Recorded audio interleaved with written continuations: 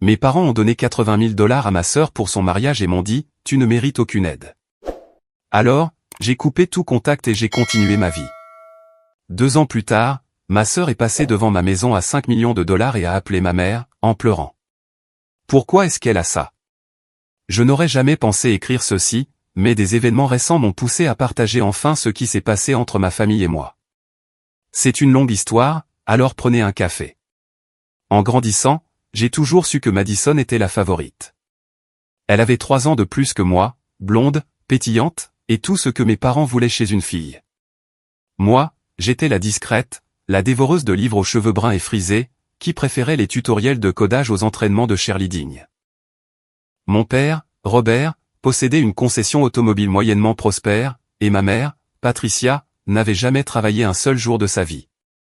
Il n'était pas riche, mais assez à l'aise pour gâter complètement un enfant, tout en traitant l'autre comme une simple pensée secondaire. Pour ses 16 ans, Madison a eu une Honda Civic flambant neuve. Moi, j'ai eu un abonnement de bus et un sermon sur la responsabilité, quand j'ai eu 16 ans. Elle est allée à l'université d'État et a vécu dans une sororité, entièrement financée par nos parents. J'ai cumulé 3 emplois pour financer mes études en community college, avant d'être transféré dans une université à 2 heures de route. Le schéma était clair, mais je me disais que ça changerait un jour. Peut-être que lorsque j'aurais fait mes preuves, il verrait ma valeur. Quelle naïveté de ma part. Il y a 5 ans, Madison s'est fiancée avec son petit ami, Brett, un cadre intermédiaire dans une entreprise de logistique. Les préparatifs du mariage ont commencé immédiatement, et c'était tout ce dont ma mère pouvait parler. Chaque dîner du dimanche se transformait en une discussion de 3 heures sur les arrangements floraux, les options de lieu de réception, et les essayages de robes. J'étais assise là, poussant la nourriture dans mon assiette avec ma fourchette, invisible comme toujours. Puis est venue l'annonce qui a tout changé. Nous étions chez mes parents, et Madison passait en revue son budget de mariage avec maman et papa. Je n'écoutais que d'une oreille, jusqu'à ce que j'entende le chiffre, 80 000 $. Ma tête s'est relevée si vite que j'ai failli me faire un torticolis. Attends, quoi, ai-je demandé. J'ai sûrement mal entendu? Mon père ne m'a même pas regardé. Nous donnons 80 000 $ à ta sœur pour le mariage. C'est ce qu'elle mérite pour avoir trouvé un homme si bien. J'ai eu l'impression que la pièce avait basculé. 80 000 $. J'avais survécu avec des nouilles instantanées et travaillé de nuit dans une épicerie pour pouvoir m'acheter des manuels scolaires. J'avais obtenu mon diplôme avec 43 000 $ de prêts étudiants que je remboursais encore, et eux, ils donnaient simplement à Madison assez d'argent pour s'acheter une maison. C'est beaucoup d'argent, ai-je réussi à dire, ma voix à peine plus qu'un murmure. Madison rayonnait. Je sais, n'est-ce pas? On pense le faire au Riverside Estate. Ça va être absolument parfait. Je me suis tourné vers mes parents, un sentiment de désespoir montant dans ma gorge. Vous pensez que... Je veux dire, je rembourse encore mes prêts étudiants, et s'il y a de l'argent disponible, peut-être que je pourrais avoir un peu d'aide avec. Non. La voix de ma mère a tranché ma phrase comme un couteau. Elle ne m'a même pas laissé finir. Tu as fait tes choix, Muriel. Tu as choisi cette université chère au lieu de rester près d'ici. Tu as choisi d'étudier l'informatique au lieu de quelque chose de pratique. L'informatique n'est pas pratique, ai-je demandé, déconcerté. Mon père m'a enfin regardé, et la déception dans ses yeux n'avait rien de nouveau. Mais ça faisait toujours aussi mal. Ta sœur est en train de construire sa vie, de fonder une famille. Elle a besoin de soutien. Toi, tu ne penses qu'à toi, comme d'habitude. Le souffle m'a manqué. Je ne pense qu'à moi? J'ai cumulé 3 emplois pendant que Madison faisait la fête à l'université, à vos frais. Ça suffit, a dit mon père, le ton montant. Ta sœur sait apprécier ce qu'on lui donne. Elle a toujours été reconnaissante, toujours été la fille dont nous pouvions être fiers. Et moi, je ne le suis pas? La question est sortie, brisée, des années de rejet se cristallisant enfin en mots. Ma mère a soupiré, comme si je l'épuisais. Muriel, tu ne mérites aucune aide. Tu n'as jamais apprécié ce que nous avons fait pour toi. Tu as toujours été difficile, toujours distante. Madison, elle, nous inclut dans sa vie. C'est quand la dernière fois que tu as appelé, juste pour discuter? Je me suis levé, ma chaise raclant contre le parquet. C'est quand la dernière fois que vous avez répondu, quand j'ai appelé? Personne n'a répondu. Madison a eu l'air mal à l'aise pendant peut-être une demi-seconde, avant de se replonger dans son plan de table. J'ai attrapé mon sac à main et je suis sorti. En arrivant à ma voiture, j'ai entendu ma mère crier, « Tu es dramatique, Muriel. Reviens et excuse-toi. » Je ne suis pas revenu. Je suis rentré à mon minuscule appartement, je me suis assise sur mon canapé d'occasion, et j'ai pris une décision. Si je ne méritais pas leur aide, très bien. Je n'avais besoin de rien de leur part. La vie que je construirais serait la mienne, et seulement la mienne. Et elle serait spectaculaire. Le lendemain matin, j'ai bloqué leur numéro. Tous. J'ai supprimé Facebook, Instagram, toutes les connexions que nous avions. Ma collègue, Emma, a pensé que j'étais folle quand je lui ai raconté ce qui s'était passé. « Tu coupes les ponts avec toute ta famille pour de l'argent ?» a-t-elle demandé pendant notre pause déjeuner. Ce n'est pas une question d'argent, ai-je essayé d'expliquer. C'est le fait qu'ils m'ont dit en face que je n'avais aucune valeur pour eux, que je ne méritais pas une aide de base, pendant qu'ils financent le conte de fées de ma sœur. Emma m'a serré la main. Alors, montre-leur ce que tu vaux. Et c'est exactement ce que j'ai fait. Les premières semaines ont été plus dures que prévu.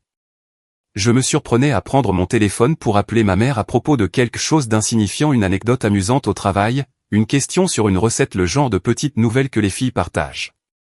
Puis je me souvenais, et je ressentais à nouveau cette perte. Ce n'était pas qu'il me manquait, exactement. L'idée que je me faisais d'eux me manquait, le fantasme de parents qui se souciaient vraiment de moi.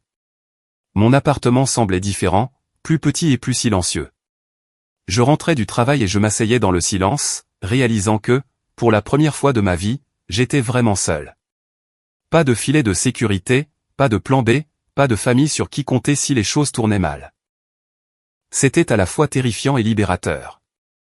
J'ai commencé à voir une thérapeute, le docteur Rachel Chen, à cette époque. Emma me l'avait recommandé, et honnêtement, ce fut l'une des meilleures décisions de ma vie. Lors de notre 3e séance, j'ai complètement craqué. Je n'arrête pas de penser que je surréagis, ai-je sangloté dans un mouchoir. Peut-être que je devrais juste m'excuser et y retourner. Peut-être qu'avoir une famille, même une mauvaise, c'est mieux que de n'avoir personne. Le docteur Chen s'est penché en avant sur sa chaise. Muriel, vous n'avez pas provoqué cette rupture. Vous avez simplement cessé d'accepter un traitement inacceptable. Il y a une différence entre être seul et se sentir seul. En ce moment, vous êtes seul par choix, car être avec eux vous faisait vous sentir plus seul que lorsque vous êtes physiquement seul. Ces mots m'ont frappé comme une révélation. Elle avait raison. Je me sentais plus seul assise à cette table de dîner, invisible et méprisée, que je ne l'avais jamais été dans mon appartement vide. Ce qu'ils ont fait, c'est de la violence psychologique, a poursuivi doucement le docteur Chen. Le favoritisme à ce point extrême, les comparaisons constantes, le refus de soutien tout en le prodiguant à votre sœur, ce sont des formes de préjudice psychologique. Vous ne surréagissez pas. Vous vous protégez. Au cours des mois suivants, la thérapie m'a aidé à déballer 30 ans de dégâts. J'ai commencé à reconnaître des schémas que je n'avais jamais remarqués auparavant, comment ma mère louait Madison pour les plus petites réussites, mais n'a jamais reconnu mes accomplissements, aussi importants soient-ils, comment mon père s'illuminait quand Madison entrait dans une pièce, mais levait à peine les yeux de son journal quand je rentrais à la maison, comment les photos de famille étaient soigneusement sélectionnées pour mettre Madison en évidence, tandis que j'étais souvent coupé ou relégué sur les bords. Je me suis souvenu de ma remise de diplôme du lycée, où j'avais obtenu mon diplôme avec mention et une bourse complète pour le Community College. Mes parents étaient arrivés en retard, avaient manqué l'appel de mon nom, et étaient partis tôt parce que Madison avait un rendez-vous chez le coiffeur. Quand je m'étais plainte, ma mère avait dit « Ne sois pas si sensible, Muriel. Ce n'est qu'une remise de diplôme. Le bal de promo de Madison est la semaine prochaine, et c'est beaucoup plus important. » Le docteur Chen m'a demandé d'apporter des photos de mon enfance. En les regardant avec elle, j'ai vu des choses que j'avais refoulées. Sur chaque photo, Madison souriait, rayonnante, au centre de l'attention. Moi, j'étais toujours légèrement flou, mon sourire incertain, mon langage corporel criant le malaise. Sur une photo particulièrement douloureuse du 16e anniversaire de Madison, j'étais littéralement debout hors du cadre, partiellement coupé, tandis que Madison posait avec nos parents, comme s'ils formaient la parfaite famille de 3. Ça a dû être si douloureux à vivre, a dit doucement le docteur Chen, en examinant les photos. Je pensais juste que c'était normal, ai-je admis. Je pensais que peut-être je le méritais, qu'il y avait quelque chose de fondamentalement mauvais chez moi qui me rendait impossible à aimer. Il n'y a rien de mauvais chez vous, Muriel. Il y avait quelque chose de très anormal dans la façon dont vous avez été traité. Armé de cette nouvelle compréhension, j'ai canalisé ma douleur en productivité. La thérapie m'a apporté la clarté, et la clarté m'a donné la concentration. Chaque séance où je déballais une nouvelle couche de dysfonctionnement est devenue le carburant de ma détermination à réussir. Je me suis jeté à corps perdu dans mon travail à la start-up technologique où j'étais employé depuis 2 ans. J'étais une développeuse junior, mais j'avais des idées, de grandes idées. Je travaillais sur un projet pendant mon temps libre, un logiciel qui pourrait révolutionner la gestion des stocks pour les petites et moyennes entreprises. Il utilisait l'apprentissage automatique, machine learning, pour prédire les besoins en stock en fonction de dizaines de variables, réduisant ainsi le gaspillage et augmentant l'efficacité. Le logiciel avait commencé comme un projet de classe, pendant ma dernière année d'université. Mon professeur, le docteur Alan Martinez, m'avait prise à part après ma présentation. Muriel, c'est un travail exceptionnel. Avez-vous envisagé de le développer davantage? Cela pourrait être commercialement viable. À l'époque, j'étais trop concentré sur la simple survie travaillant de nuit, étudiant à chaque instant libre, vivant avec 4 heures de sommeil pour y réfléchir sérieusement. Mais j'avais gardé le code, caché dans un dossier sur mon ordinateur portable, une graine attendant les bonnes conditions pour germer. Maintenant, avec le rejet de ma famille résonnant dans mes oreilles et les encouragements du docteur Chen à canaliser mon énergie de manière productive, j'ai ressorti ce vieux projet. J'ai passé chaque soirée et chaque week-end à le peaufiner, à l'étendre, à l'améliorer. Mon minuscule appartement est devenu un centre de contrôle. J'ai installé un poste de travail dans ma chambre, acheté un 2e moniteur avec l'argent de mon remboursement d'impôts, et travaillé jusqu'à ce que mes yeux brûlent et que mes doigts se crispent. Le concept original était solide, mais j'ai réalisé qu'il en fallait plus. J'ai incorporé des analyses prédictives pour les tendances saisonnières, les intégré à plusieurs systèmes de points de vente, et ajouté un tableau de bord convivial que même le propriétaire d'entreprise le moins technophile pourrait utiliser. Je l'ai testé en version bêta avec 3 petites entreprises, y compris l'épicerie du coin où j'avais travaillé pendant mes études. La propriétaire, Madame Rodriguez, m'a appelé après le 1er mois. Muriel, ce que tu as créé, c'est incroyable. Je n'ai pas eu à jeter de produits périmés depuis des semaines. Mes commandes sont parfaites. Tu dois vendre ça. Ces mots étaient la validation dont j'avais besoin. Pendant que Madison profitait vraisemblablement de son somptueux mariage, je ne saurais le dire, je n'étais pas invité, et de toute façon je n'y serais pas allé, moi, je construisais quelque chose qui comptait. Je travaillais 16 heures par jour, nourri de café et du besoin brûlant de me prouver quelque chose à moi-même. Emma m'apportait parfois le dîner, me trouvant encore en train de coder à minuit. Tu vas t'épuiser, m'a-t-elle prévenu un soir, en me regardant déboguer une section de code particulièrement frustrante. Je ne peux pas m'arrêter maintenant, lui ai-je dit, sans quitter mon écran des yeux. C'est ça, Emma. C'est ma chance. Marcus, mon patron à la start-up, a remarqué mon épuisement un matin, quand j'ai failli m'endormir en réunion. Il m'a prise à part après. Muriel, tu as l'air épuisé. Qu'est-ce qui se passe? J'ai failli l'ignorer, mais quelque chose m'a poussé à être honnête. Je travaille sur un projet personnel, un logiciel de gestion des stocks utilisant l'apprentissage automatique. Je pense que ça pourrait être quelque chose de grand. Ses yeux se sont agrandis. Montre-moi. 6 mois après avoir coupé les ponts avec ma famille, j'ai présenté mon logiciel à Marcus, dans la petite salle de conférence de l'entreprise. Mes mains tremblaient pendant que j'installais mon ordinateur portable, le connectais au projecteur, et lui expliquais chaque fonctionnalité. Je lui ai montré les résultats de la version bêta, les retours des utilisateurs, l'étude de marché que j'avais faite sur les concurrents. Je m'étais préparé à toutes les questions possibles, à toutes les objections, à tous les doutes. Marcus a regardé en silence, son expression illisible. Quand j'ai eu fini, il s'est adossé à sa chaise et a expiré lentement. C'est brillant, Muriel. Vraiment brillant. Mon cœur battait à tout rompre.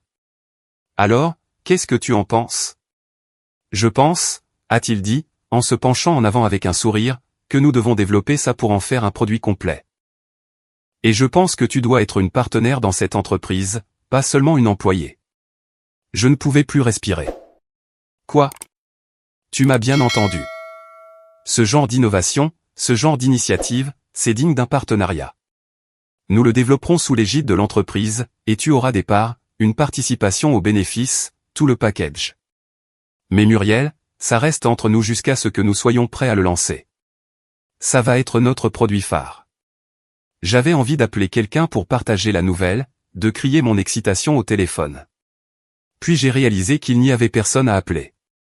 Ma famille était partie, et les amis que j'avais eus en grandissant avaient tous été d'abord les amis de Madison. Mais Emma était là, ce soir-là. Et quand je lui ai annoncé, elle a crié assez fort pour nous deux. « Tu l'as fait !» a-t-elle glapi, en me serrant si fort que je pouvais à peine respirer. « Tu l'as vraiment fait !» En 3 mois, nous avons transformé mon logiciel en un produit peaufiné et prêt pour le marché. Marcus a fait appel à des développeurs pour l'adapter à plus grande échelle, mais je suis resté l'architecte principal, celle qui comprenait ses fondations et son âme. Nous l'avons baptisé Inventory IQ, et notre premier grand client a été une chaîne de 30 magasins d'articles de sport dans le Midwest. Ils ont rapporté une réduction de 47% du gaspillage dès le premier trimestre. Les témoignages ont commencé à affluer. Les magazines économiques ont parlé de nous. En 6 mois, nous avions notre première grande chaîne de distribution nationale, avec plus de 200 magasins, qui voulaient implémenter Inventory IQ dans tout son réseau.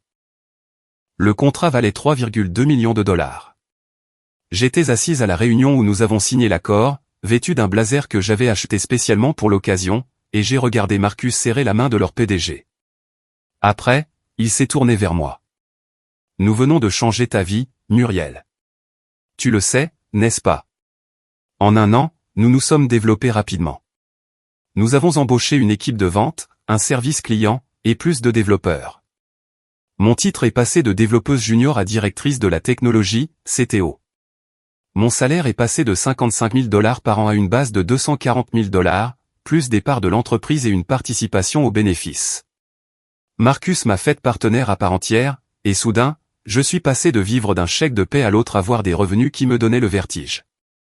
Le logiciel a décollé d'une manière que je n'aurais jamais imaginée. Nous nous sommes étendus au-delà du commerce de détail, aux restaurants, aux entrepôts, et même aux hôpitaux pour la gestion des fournitures médicales. Dans chaque nouveau secteur que nous abordions, Inventory IQ prouvait sa valeur. L'algorithme que j'avais écrit dans ma chambre, fonctionnant à l'espoir et à la caféine, traitait désormais des millions de points de données chaque jour, pour des centaines d'entreprises. J'ai engagé une conseillère financière, une femme brillante nommée Diane, que Marcus m'avait recommandée. Elle m'a fait asseoir dans son bureau, a regardé mes comptes, et a souri.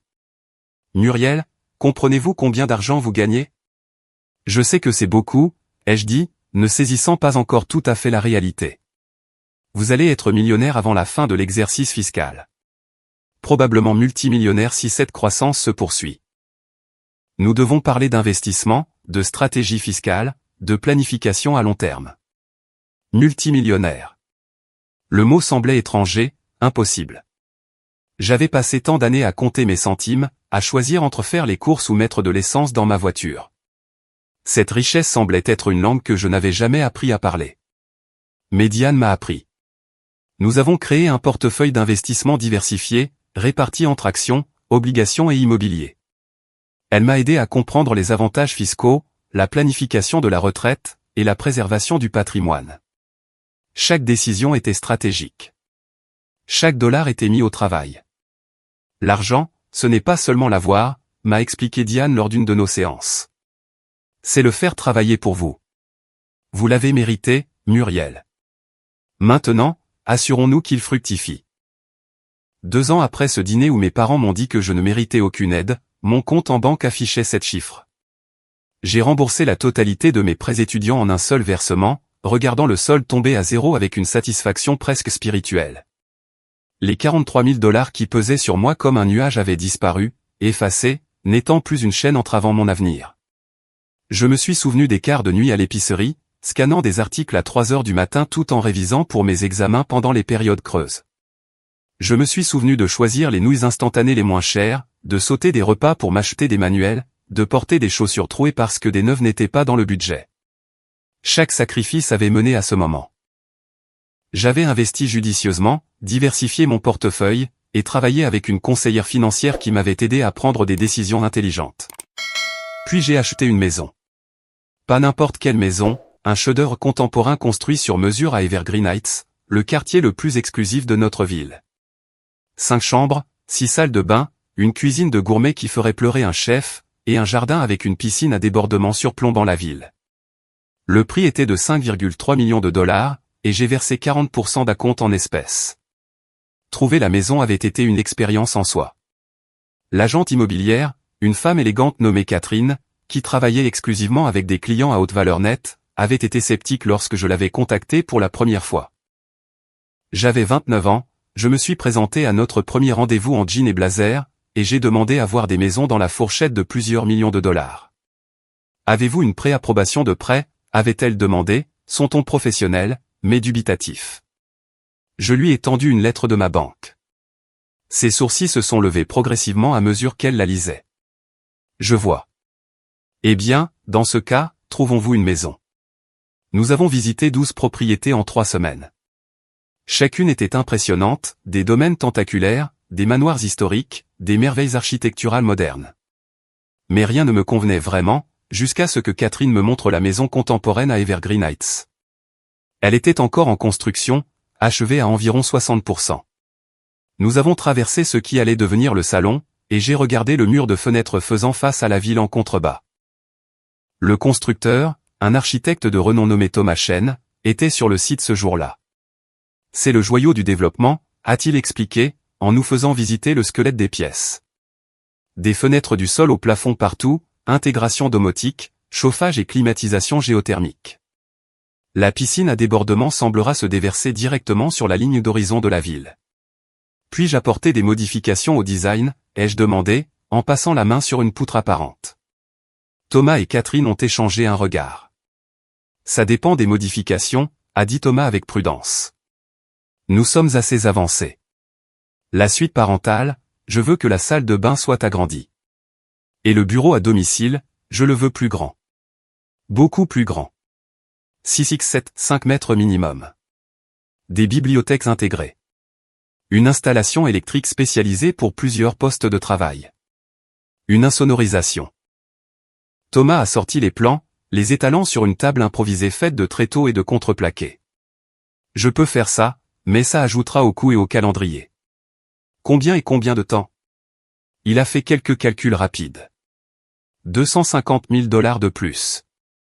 Et nous parlons de 4 mois de construction supplémentaire. Je n'ai pas hésité. Faites-le. Catherine m'a regardé avec un respect nouveau. Vous êtes sérieuse à ce sujet? Complètement. La maison était tout ce dont j'avais jamais rêvé, et rien de ce que je m'attendais à jamais atteindre. Au cours des mois suivants, alors que la construction se poursuivait, je visitais le site chaque semaine. J'ai vu ma vision prendre forme, la salle de bain parentale agrandie avec une baignoire îlot surplombant la ville, le bureau à domicile qui allait devenir mon sanctuaire, la cuisine de gourmet avec des appareils professionnels que j'apprenais lentement à utiliser. J'ai choisi chaque finition, chaque luminaire, chaque couleur de peinture. La décoratrice avec qui Thomas m'avait mis en contact, une femme brillante nommée Sophia, avait un goût impeccable, mais s'en remettait toujours à mes préférences. C'est votre maison, disait-elle chaque fois que je doutais d'un choix. Elle doit refléter qui vous êtes. Qui j'étais? Pour la première fois de ma vie, je pouvais décider sans l'avis ou le jugement de personne. J'ai choisi des bleus profonds et des gris chauds, des lignes épurées et des matériaux naturels. J'ai sélectionné des meubles qui étaient confortables plutôt qu'impressionnants, des œuvres d'art qui me parlaient plutôt que ce qui était à la mode. Le jour où j'ai eu les clés, Thomas me les a remises personnellement dans le salon achevé. Ce fut un plaisir de travailler avec vous, Muriel. Cette maison, elle a quelque chose de spécial. Des fenêtres du sol au plafond, une technologie domotique partout, un bureau à domicile plus grand que mon premier appartement. Je me suis tenu dans le salon vide le jour où j'ai eu les clés, et j'ai pleuré. Pas des larmes de tristesse, mais le genre de larmes qui viennent quand on réalise qu'on a vraiment réussi, malgré tout. L'emménagement a été surréaliste. J'ai engagé des déménageurs professionnels qui ont tout géré avec un soin que je n'avais jamais connu. Mes quelques affaires de l'appartement, mon canapé d'occasion, ma table de salle à manger de vide-grenier, mes vêtements de solde semblaient absurdes dans cet immense espace. Il va falloir t'acheter des meubles, a dit Emma, debout dans le salon caverneux. Alors, c'est ce que nous avons fait. J'ai engagé Sophia pour m'aider à meubler l'endroit. Et pour la première fois de ma vie, je n'ai pas regardé les étiquettes de prix. Ce canapé d'angle en cuir que j'avais toujours voulu? Commandé. La table de salle à manger pouvant accueillir 12 personnes? Parfait. Un lit qui coûtait plus cher que ma première voiture? Pourquoi pas? Mais même en remplissant la maison, j'étais prudente. Les mots du docteur Chen résonnaient dans mon esprit. Lors d'une séance après mon emménagement, la richesse peut guérir certaines blessures, mais elle peut aussi en créer de nouvelles si vous n'y prenez pas garde. Ne laissez pas le succès vous définir, comme le rejet de votre famille l'a fait autrefois. Je me suis assuré de garder les pieds sur terre. Je conduisais toujours ma fidèle mais modeste Honda Accord, bien que je l'ai échangée contre une neuve. Je faisais toujours mes courses dans des supermarchés normaux, je retrouvais toujours Emma pour nos déjeuners hebdomadaires dans des restaurants décontractés. La maison était un symbole de ma réussite, mais ce n'était pas mon identité. Ryan et moi nous sommes rencontrés 2 mois après mon emménagement, lors d'une conférence technologique à Seattle. On m'avait demandé d'intervenir dans une table ronde sur l'innovation et la gestion des stocks, quelque chose qui me semblait encore surréaliste. Après ma présentation, il m'a approché lors de la réception de réseautage. C'était impressionnant, a-t-il dit, en me tendant la main. Ryan Cooper. Je suis ingénieur logiciel chez Data Flow Systems. Muriel Harris, et merci. Il était grand, avait des yeux bienveillants, et quand il souriait, son sourire atteignait ses yeux d'une manière qui semblait sincère. Nous avons parlé pendant 1 heure, notre conversation passant du travail au livre, en passant par le café horrible servi à la conférence. Puis-je vous inviter à dîner, a-t-il demandé alors que la réception touchait à sa fin. Quelque part avec un meilleur café. J'ai hésité. Les relations amoureuses n'avaient jamais été faciles pour moi. Les quelques relations que j'avais eues à l'université avaient été brèves, entravées par mon emploi du temps et mon indisponibilité émotionnelle. M'ouvrir à quelqu'un signifiait risquer le rejet, et j'en avais eu assez pour toute une vie. Mais quelque chose chez Ryan me semblait sûr. Bien sûr, j'aimerais beaucoup. Le dîner s'est transformé en une promenade nocturne à travers Seattle. Nous avons parlé de tout. De nos enfances, de nos rêves, de nos échecs. Quand j'ai mentionné que j'étais brouillé avec ma famille, il n'a pas insisté, il a juste hoché la tête avec compréhension. Mes parents ont divorcé quand j'étais jeune, a-t-il partagé. Mon père n'a pas été très doué pour garder le contact après. Je comprends, les histoires de famille compliquées. À la fin de la conférence, nous avions passé chaque moment libre ensemble. La distance était difficile. Il était basé à Portland, mais nous avons fait en sorte que ça marche, appel vidéo, visite le week-end, texto constant. Il soutenait mon travail, s'intéressait à mes idées, et ne m'a jamais fait sentir que j'étais trop, ou pas assez. 6 mois après le début de notre relation, je l'ai invité à voir la maison. J'étais nerveuse, craignant que cela ne paraisse ostentatoire ou que l'écart de richesse entre nous ne crée des problèmes. Je suis allé le chercher à l'aéroport, et nous avons roulé en direction d'Evergreen Heights. Alors, où est-ce que tu habites exactement? A-t-il demandé, en regardant les quartiers devenir de plus en plus chics. Tu verras, ai-je dit, en m'arrêtant devant le portail. Quand le portail s'est ouvert et que nous sommes montés vers la maison, sa mâchoire est tombée. Muriel, c'est à toi? Oui. Il est resté silencieux pendant que nous visitions, admirant les hauts plafonds, la vue, la preuve évidente de la réussite. Je retenais mon souffle, attendant le jugement, le ressentiment, que quelque chose tourne mal. Au lieu de ça, il s'est tourné vers moi dans le salon et a souri. C'est incroyable. Tu as construit cette vie toute seule, n'est-ce pas? Oui. Je suis fier de toi, a-t-il dit simplement, et il m'a prise dans ses bras. Ces 4 mots, je suis fier de toi, ont brisé quelque chose en moi. Mes parents ne me les avaient jamais dit, pas une seule fois en 30 ans. Mais cet homme que je connaissais depuis 6 mois les a prononcés sans hésitation, et je l'ai cru. Je n'ai rien dit à personne de mon ancienne vie. Pourquoi l'aurais-je fait? Ils avaient clairement montré que j'étais seul. Emma m'a aidé à emménager, avec mon petit ami, Ryan, que j'avais rencontré à cette conférence technologique 8 mois plus tôt. Il était ingénieur logiciel dans une grande entreprise, gentil, encourageant, et complètement désintéressé par mes drames familiaux. La vie était belle, plus que belle.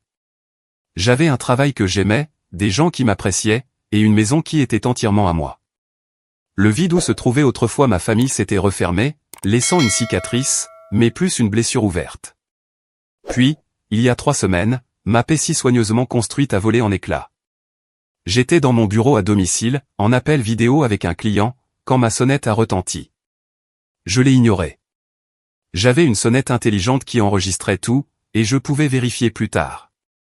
Mais ensuite, mon téléphone s'est mis à vibrer. Numéro inconnu, puis un autre, puis un autre. Après la fin de ma réunion, j'ai vérifié la vidéo de ma sonnette. Mon estomac s'est noué. C'était Madison. Elle se tenait devant mon portail, regardant ma maison, la bouche littéralement bée.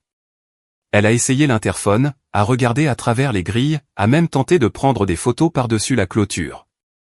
Puis j'ai écouté mes messages vocaux. Muriel, c'est Madison. Je traversais Evergreen Heights avec des amis, et j'ai vu ton nom sur la boîte aux lettres. Ça ne peut pas être vrai. Rappelle-moi. Le suivant était plus en colère. Muriel, c'est quoi ce bordel? Comment peux-tu avoir une maison ici? Ces maisons valent des millions. Rappelle-moi tout de suite.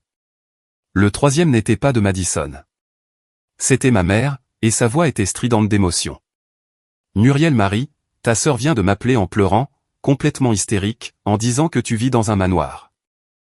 Elle a dit, pourquoi est-ce qu'elle a ça, alors qu'on ne lui a rien donné? Tu dois nous appeler immédiatement et nous expliquer ce qui se passe. J'ai écouté les 7 messages vocaux, chacun plus exigeant que le précédent. La voix de mon père est apparue dans le 6e, bourrue et confuse. Muriel, c'est ton père. Nous devons parler de ta situation. C'est une affaire de famille. Rappelle-nous. Je les ai tous supprimés sans répondre, mais ils n'ont pas arrêté. Au cours de la semaine suivante, j'ai reçu 43 appels de divers membres de la famille. Apparemment, Madison avait lancé toute une campagne. Ma tante chérie l'a appelé, mon oncle Tim, même ma grand-mère. Les messages allaient de l'inquiétude aux félicitations, en passant par des accusations pures et simples. Le message de ma grand-mère était particulièrement révélateur. Ma chérie, ta mère est anéantie. Elle ne peut pas comprendre comment tu peux si bien t'en sortir sans en parler à la famille. Elle se sent trahie que tu aies gardé ce succès secret. S'il te plaît, appelle-la. Trahi. Le mot m'a presque fait rire. Ils m'ont trahi toute ma vie.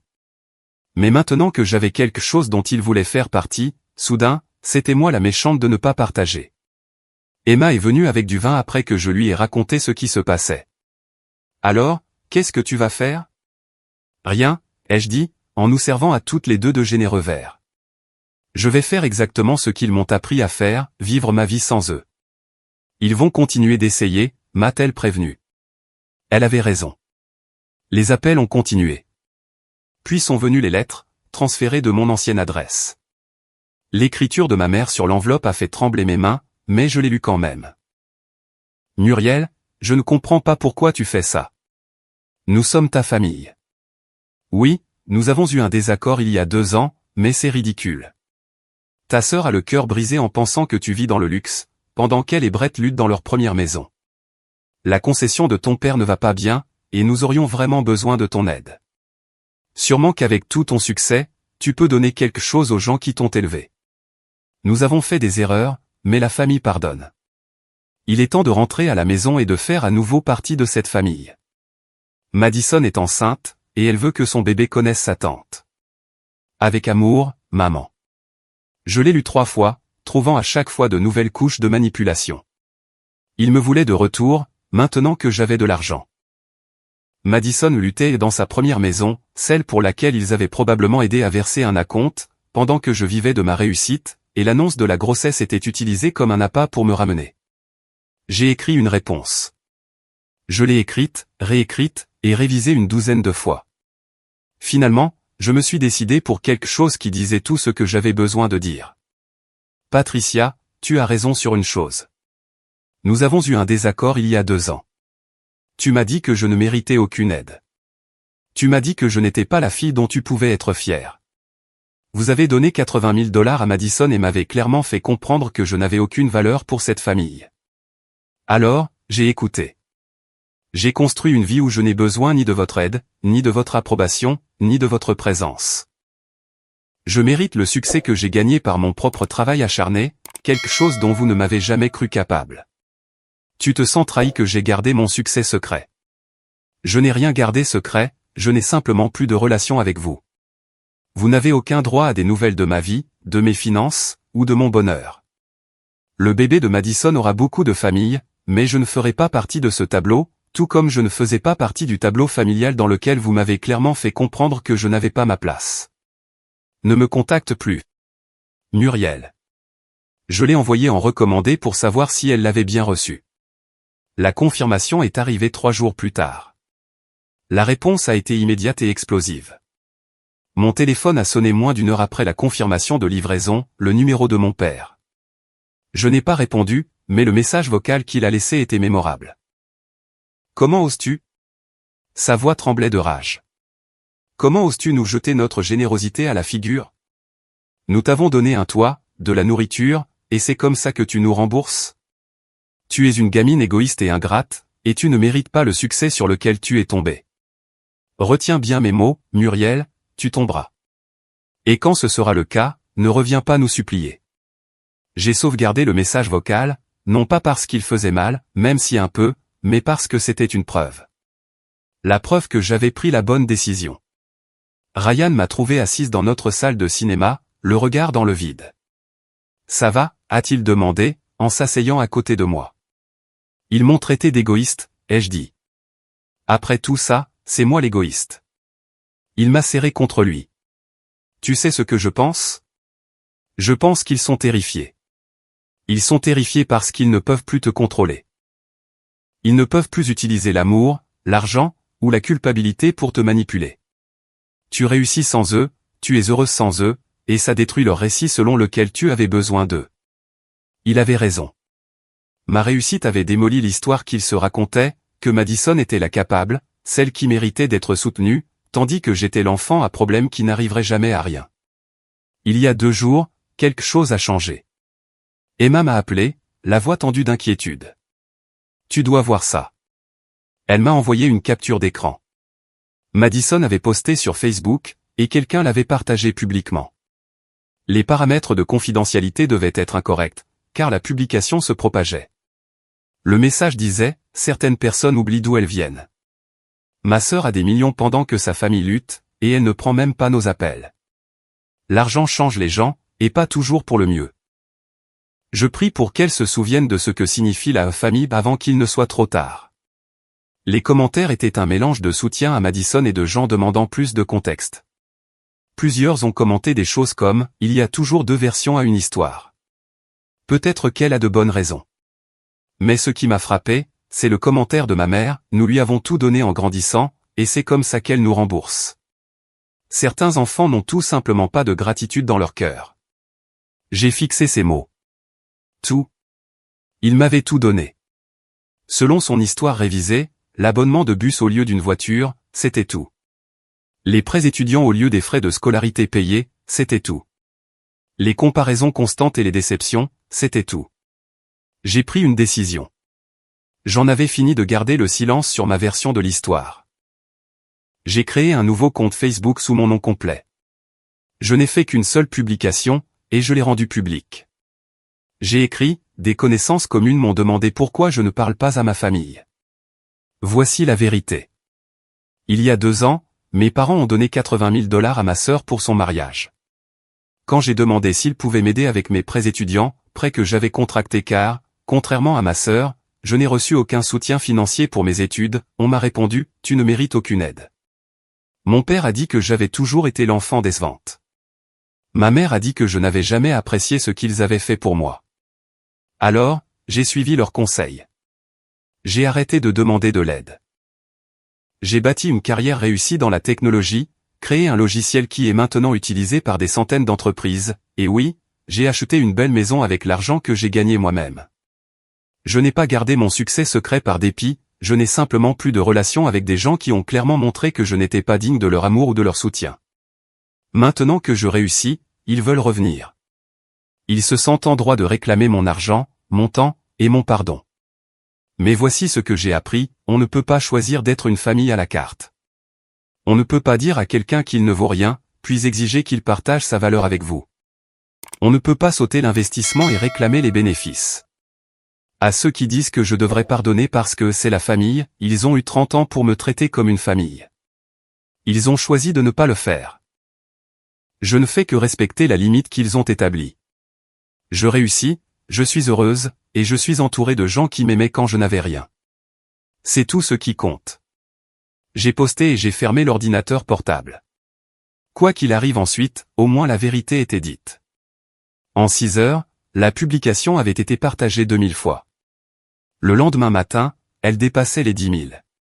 Les gens trouvaient la publication de Madison et la commentaient, demandant pourquoi elle avait omis la partie sur les 80 000 $ et la conversation sur le « tu ne mérites aucune aide ». Ma mère a essayé d'appeler d'un numéro que je n'avais pas bloqué.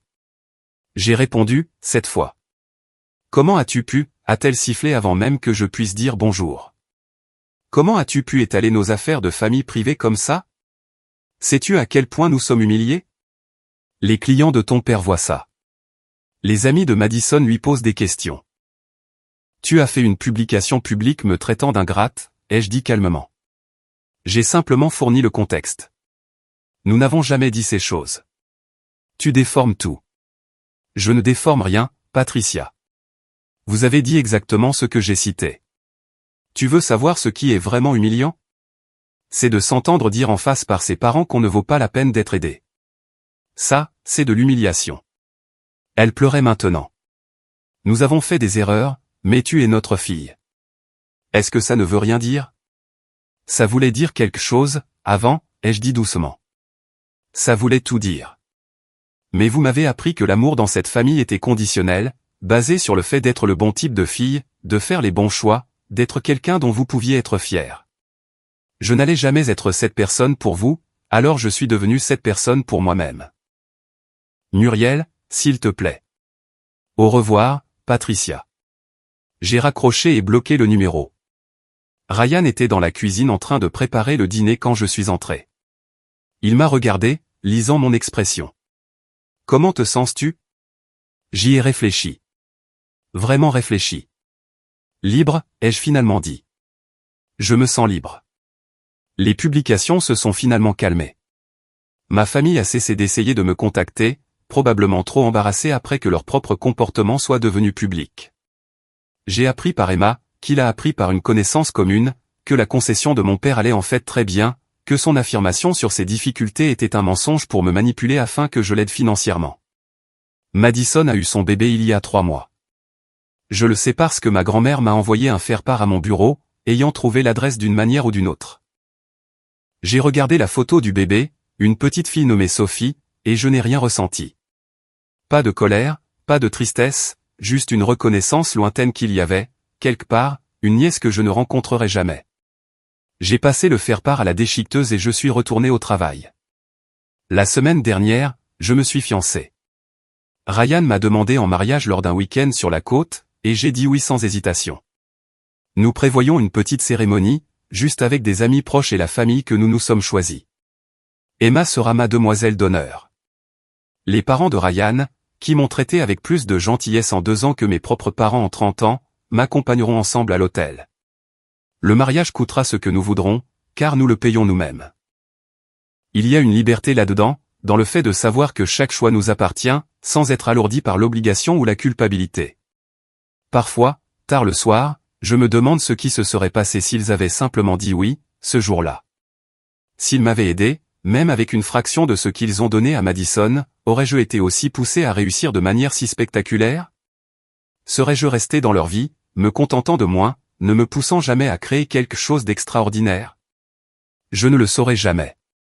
Mais je sais une chose, leur rejet a été le plus beau cadeau qu'il m'ait jamais fait. Il m'a forcé à tout miser sur moi-même, et j'ai gagné. Ma maison n'est pas juste un bâtiment d'une valeur de 5 millions de $. C'est la preuve que j'ai toujours valu plus qu'ils ne pouvaient le voir. Chaque pièce, chaque fenêtre, chaque détail soigneusement choisi est un témoignage de la personne que je suis devenu quand j'ai arrêté d'attendre leur approbation. Madison est passé devant ma maison et a appelé notre mère en pleurant, demandant pourquoi j'avais ça, alors qu'il ne m'avait rien donné. La réponse est simple. J'ai ceci précisément parce qu'ils ne m'ont rien donné. Leur absence a créé la faim qui a nourri mon succès. Leur doute est devenu ma détermination. Leur rejet est devenu ma rédemption. Je ne les déteste plus. La haine exige de se soucier, et j'ai dépassé ce stade. Ce sont juste des gens qui ont fait des choix, et j'en ai fait d'autres. Leurs pertes ne sont pas mon fardeau à porter. Emma m'a demandé hier soir si je regretterais un jour d'avoir coupé les ponts. J'ai regardé autour de moi dans mon bureau, la vie que j'ai construite, Ryan planifiant notre mariage dans la pièce d'à accent grave côté, la carrière qui me stimule et m'épanouit. Non, ai-je dit, je ne pense pas. Certaines personnes passent leur vie à essayer de se prouver à une famille qui ne verra jamais leur valeur. J'ai passé 2 ans à me le prouver à moi-même, et ça a fait toute la différence. Les lumières de la ville scintillent sous ma piscine à débordement chaque soir, un rappel du chemin parcouru depuis cette table de dîner où l'on m'a dit que je ne méritais aucune aide. Ils avaient raison, d'une certaine manière. Je ne méritais pas leur aide. Je méritais tellement mieux. Et je l'ai trouvée, toute seule. C'est mon histoire. C'est ainsi que je suis passé de la fille décevante à la femme avec la maison à 5 millions de dollars. Pas par vengeance, pas par dépit, mais par le simple fait de croire en moi, quand personne d'autre ne le faisait.